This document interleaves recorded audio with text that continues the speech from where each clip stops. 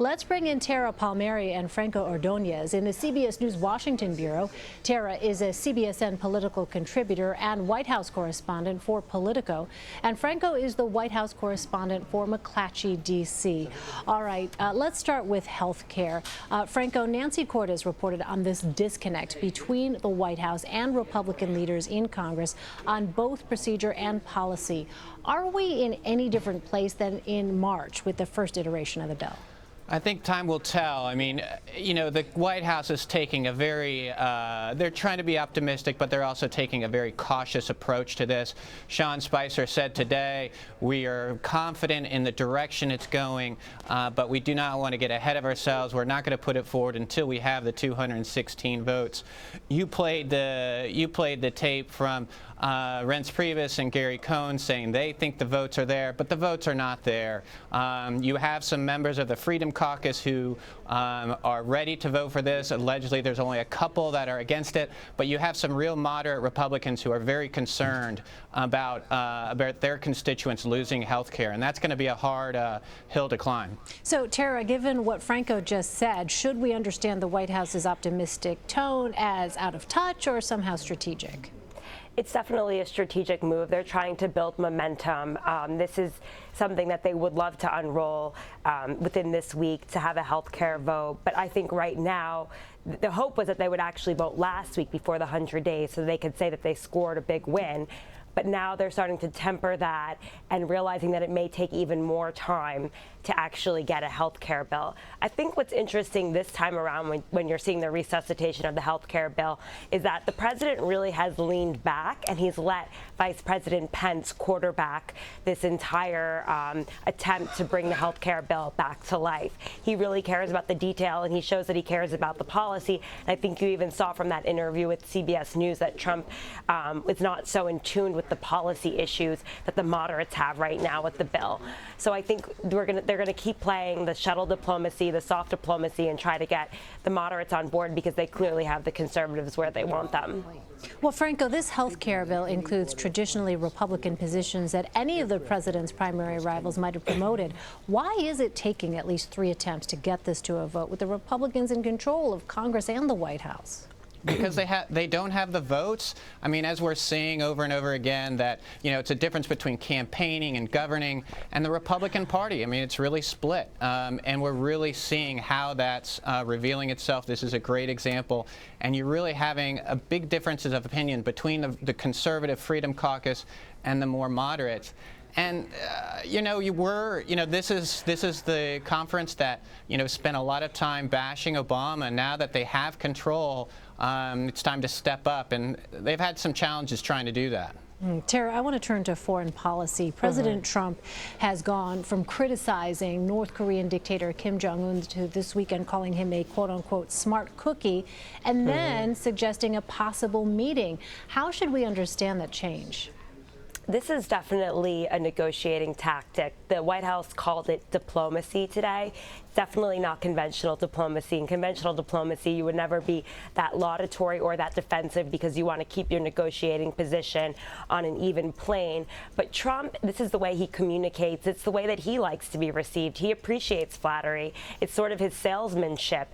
And from what I've heard from people close to him, that this may be his way of trying to bring himself into the table with a higher hand, negotiating by saying that, you know, throwing some compliments out. During the campaign trail, you know, he said that he thought that he might get on with Putin just because Putin said a few good things about him. He's taken back people who have been critical of him after they've gone on television or in the press and promoted him. So, you know, this flattery tactic works for Trump, and I think he's thinking it may work as a diplomatic tactic. And to follow up here, Tara, the president, as you said, you know, he's praised a number of strongmen type leaders, Russian President Vladimir Putin, Egyptian President Abdel Fattah el-Sisi. He invited Philippine President Duterte to the White House. What is the message, Tara, that you think the president wants to send here? I think the president is less concerned about the message and more concerned about bringing them to the table and getting a deal that's favorable for the U.S. But at the end of the day, it's a very conflicting message to everyday Americans who say we're supposed to be the standard bearer for human rights and democracy, and we can't be seen praising people who completely ignore that, persecute their own people, and are authoritarian dictators.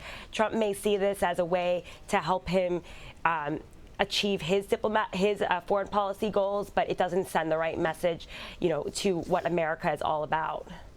And, as we're speaking here, Franco, let me follow up here. We're getting word that the president is scheduled to speak to Russian President Vladimir Putin by telephone. How is this type of news likely to be received by lawmakers there on Capitol Hill?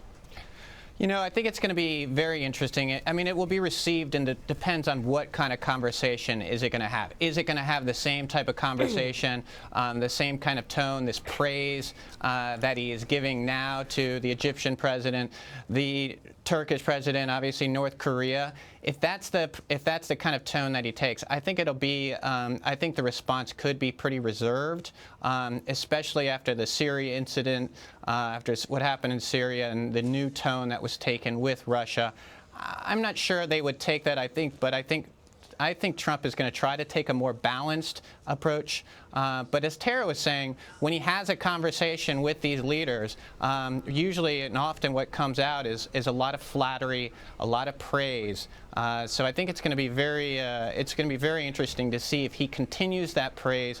Will we have the Trump from the campaign showering Putin with platitudes, or will it be more of the last couple of weeks where it was a lot stronger hand with the leader? Yeah, because I wonder, Franco, what is it that you hear privately from lawmakers when they see these kinds of interactions, these very public displays on the part of the president for people like Russian President Vladimir Putin and others? I mean, I think there's a lot of concern, not only, with lawmakers, with leaders, national security experts I've talked to a lot, who were very concerned about not only Russia, the rapprochement with Russia, but other areas, including Syria and, the different approach with China. And as of late, they've actually been a little bit more reassured that Trump has taken a more traditional foreign policy approach. So this latest news, I think, is going to be fascinating to watch. But I think Trump will try to strike a different balance. I can't imagine that he would reverse and go back right to the campaign speak of showering with praise. But knowing Trump, he's going to be very nice and very kind in the words. Yeah, we'll all be watching very closely to see what comes out of that call. Tara, let me ask you, your site Politico reports on the Trump administration dismantling its shadow cabinet, a group of loyalists who'd been dispatched to federal agencies after they clashed with the people they were supposed to monitor. What was the role of that shadow cabinet? The role of the cabinet was really to oversee a lot of the career bureaucrats that were working in the agencies, some of them who had been appointed during the Obama administration, who they feared would be resistant to some of the president's policies. So originally they were brought on in January, before a lot of the agencies even had cabinet secretaries, and perhaps they've outstayed their welcome. And when you have the authority coming from the White House, a lot of the agencies often feel disconnected to the White House. It's something that you've seen in many administrations, where the power center seems to be in the White House and the agencies feel left in the wings, waiting on how they should move with policy. But now having these people coming from the White House and sort of micromanaging them, they're not welcome as much anymore. And so you're seeing a shift to getting rid of these, I guess you could say, shadow cabinet or eyes and ears for Trump in the agencies, where they really don't need to be anymore, because he has his cabinet secretaries who he actually chose and who he should trust to be able to execute his policy decisions. All right, interesting development. Tara Palmeri and Franco Ordoñez in Washington, thank you both for your time.